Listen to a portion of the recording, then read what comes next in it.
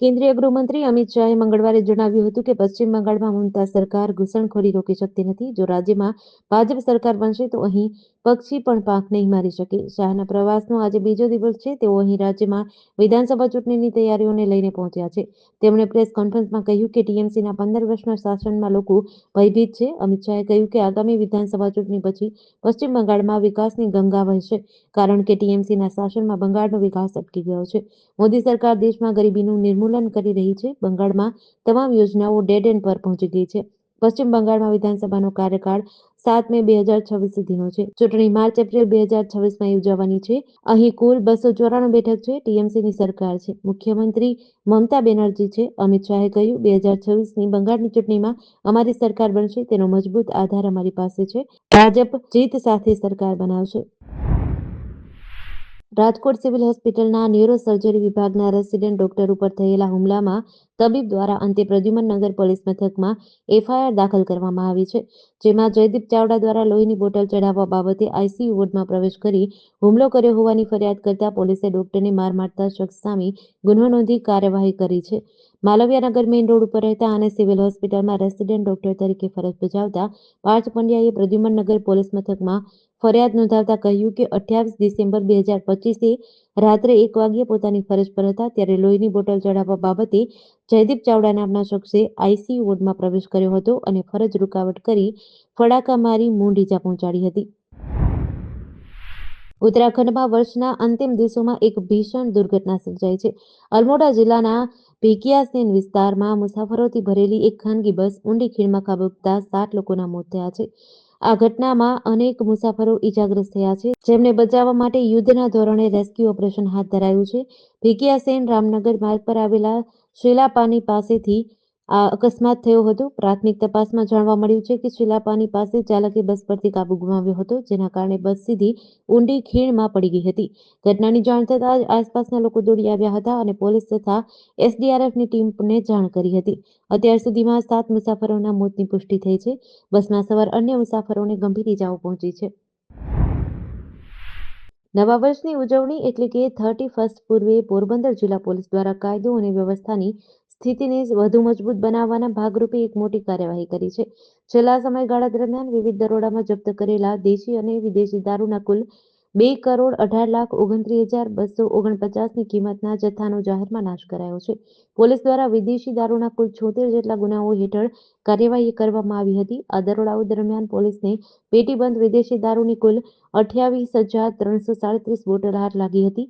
આ જપ્ત કરાયેલા વિદેશી દારૂની બજાર કિંમત અંદાજે 1,95,28,489 રૂપિયા થવા જઈ છે, જેનો કાયદેસરની પ્રક્રિયા બાદ નાશ કરાયો છે.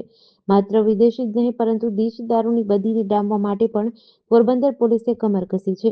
કાર્યવાહી દરમિયાન દેશી દારૂના વેચાણ અને હેરાફેરીના કુલ 824 ગુના નોંધાયા હતા, જેમાંથી 11,504 લીટર દેશી દારૂ જપ્ત કરાયો હતો, જેની કિંમત અંદાજે 23,760,000 રૂપિયા થાય છે.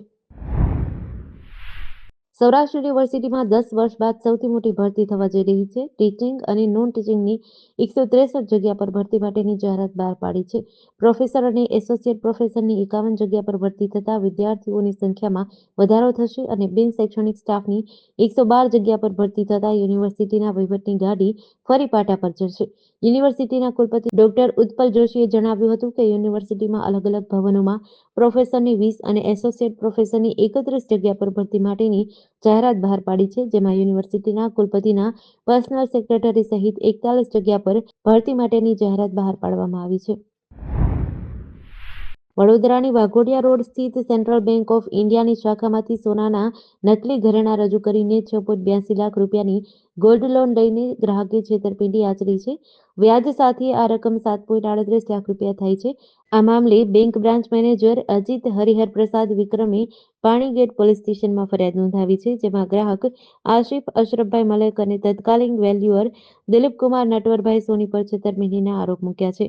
પાણીગેટ પોલીસે આ કેસમાં તપાસ શરૂ કરી છે. મૂળ બિહારના અને વડોદરાના સયાજીગંજ વિસ્તારમાં દર્શનમ સેન્ટ્રલ પાર્કમાં રહેતા 36 વર્ષીય અજીત વિક્રમ છેલ્લા 4 મહિનાથી વાઘોડિયા રોડ બ્રાન્ચના મેનેજર તરીકે ફરજ બજાવે છે. તેમના પહેલાના મેનેજર અમિતાભ સબુઈના કાર્યકાળ દરમિયાન દિલીપકુમાર સોનીને બેંકના વેલ્યુઅર તરીકે નિમણૂક આપવામાં આવી હતી. દીવ પોલીસે 31મી ઉજવણી પૂર્વે દારૂની હેરાફેરી રોકવા માટે કાર્યવાહી કરી છે. ઘોઘલા ગામ નજીકથી ટુ વ્હીલર પર વિદેશી દારૂનો જથ્થો ઘુસાડતા ઉનાના 2 શખ્સોને ઝડપી પાડ્યા છે.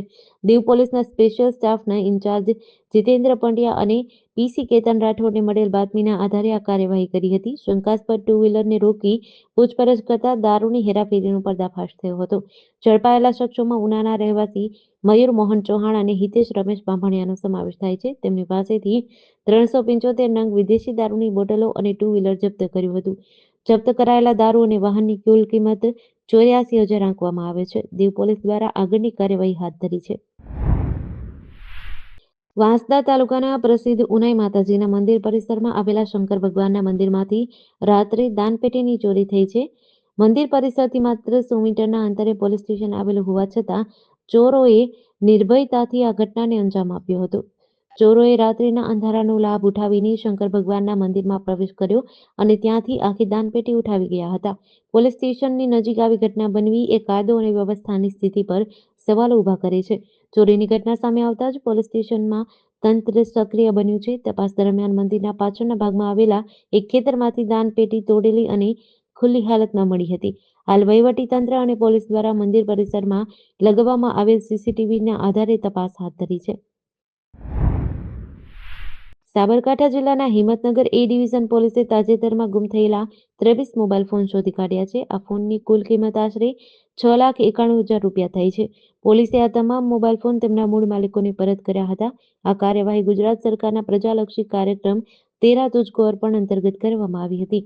સાબરકાંઠા પોલીસ અધિક્ષક ડોક્ટર પાર્થરાજસિંહ ગોહિલ અને વિભાગીય પોલીસ અધિક્ષક AK પટેલના માર્ગદર્શન હેઠળ આ અભિયાન ચલાવ્યું હતું. પીઆઈ PM ચૌધરીની સૂચના મુજબ હિંમતનગર એ ડિવિઝન પોલીસે ટેકનિકલ સર્વેલન્સ, સીસીટીવી ફૂટેજ અને હ્યુમન ઇન્ટેલિજન્સની મદદથી આ ગુમ થયેલા મોબાઈલ ફોન શોધી કાઢ્યા હતા. આ કામગીરીમાં એ ડિવિઝન પોલીસ સ્ટેશનની સર્વેલન્સ સ્કોડના PSI NV વાઘેલા સાથે સલીમભાઈ, મિતરાજસિંહ, કપિલભાઈ, વિપુલસિંહ, જયરાજસિંહ, અશ્વિનસિંહ અને ઉત્તમભાઈએ મહત્વની ભૂમિકા ભજવી હતી.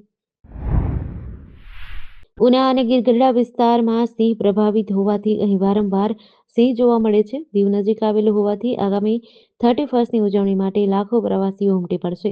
આ પ્રવાસીઓ રાત્રિ દરમિયાન સિંહની પજવણી ન કરે અને ગેરકાયદેસર લાયન શોમાં પ્રત્યક્ષ કે પરોક્ષ રીતે ભાગ ન લે તે સુરક્ષિત કરવા માટે વન વિભાગ સજ્જ બન્યું છે. જસાધારના RFO LB ભરવાડે પ્રવાસીઓને અપીલ કરી છે કે તેઓ સિંહની પજવણી ન કરે. તેમણે જણાવ્યું કે ગેરકાયદેસર લાયન શો કરનારાઓ સામે વન્ય પ્રાણી સંરક્ષણ અધિનિયમ 1972ની કલમ 9 હેઠળ ગંભીર ગુનો બને છે, જેમાં ગુનેગારોને 7 વર્ષ સુધીની કેદની સજાની જોગવાઈ છે. વન વિભાગે પ્રવાસીઓને 31મી ઉજવણી સિંહની સલામતીને ધ્યાનમાં રાખીને કરવા જણાવ્યું છે.